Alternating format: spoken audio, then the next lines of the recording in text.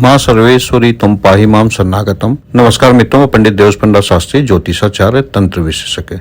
मित्रों, आज आपके समक्ष एक अद्भुत जानकारी लेकर उपस्थित हुआ हूँ जो हमारे मन में हमेशा से जिज्ञासा बनी हुई है। हम सोचते हैं, कई बार हम पिक्चर देखते हैं कि शेषनाग पृथ्वी को अपने सर पे, अपने फन पे धारण किए हुए हैं। तो ऐसा क्यों है, इसके पीछे क्या लॉजिक है, क्या कहानी है, बहुत सारी विचारें और बहुत सारी सोच हमारी इस पे बनती है।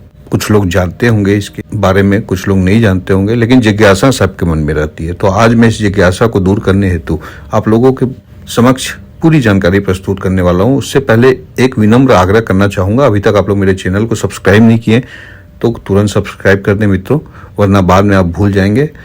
अच्छे वीडियो बना रहा हूँ, कृपया लाइक करें, कमेंट्स करें, शेयर करें, अपनी राय जरूर दें। अब मैं आपको बताने जा रहा हूँ कि शेषनाग ने पृथ्वी को अपने सर पर धारण क्यों किया था। सबने पिक में कहीं ना कहीं देखा होगा, पिक्चरों में, लेकिन रीजन सबको नहीं मालूम होगा। कुछ लोग जानते होंगे, स्वाभाविक बात है, जो पढ़े होंगे उनको मालूम होगा।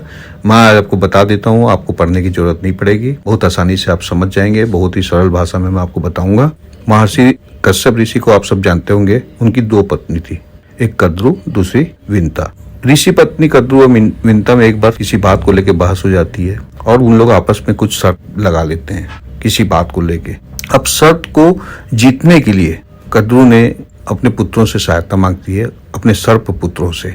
कद्रु के जो पुत्र होते हैं वो सर्प होते हैं और विंता के जो पुत्र होते हैं वो गरुड़ होते हैं। तो इनका आपसी बीच में मध्य पे हमेशा से दुश्मनी बनी हुई है।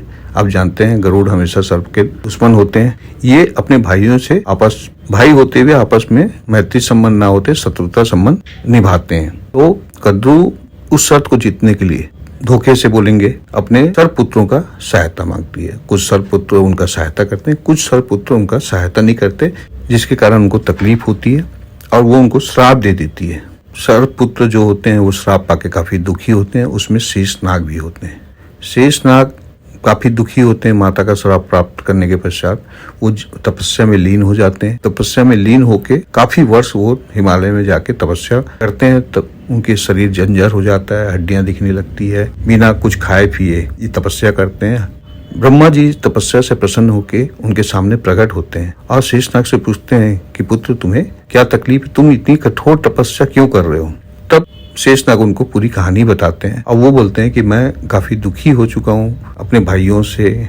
मेरे माता विंता के जो पुत्र हैं गरुड़, अब मेरे भाई आपस में कभी भी मित्रवत व्यवहार नहीं करते, शत्रुवत व्यवहार करते हैं, झगड़ा करते हैं। मुझे ये सब पसंद नहीं है प्रभु।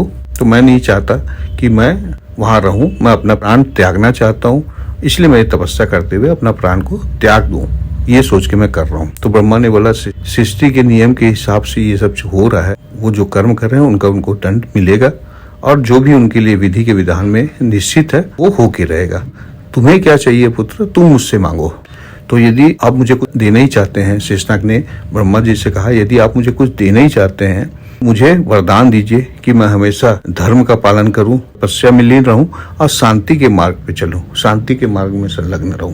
तो ब्रह्मा जी बोलते हैं कि तुम जैसे चाहते हो वैसे ही रहेगा पुत्र, और तुम अपना शरीर मत त्यागो, बल्कि जनहित के लिए, लोकहित के लिए एक कार्य करो। बोले पृथ्वी जो है उसमें समुद्र, जंगल और भी अन्य चीजें होने के कारण हमेशा हिलती डुलती है, बैलेंस नहीं हो पाती। जिस पृथ्वी का मैंने निर्माण किया है उसको एक बैलेंस करने के लिए, स्थिर करने के लिए मुझे तुम्हारी जरूरत है।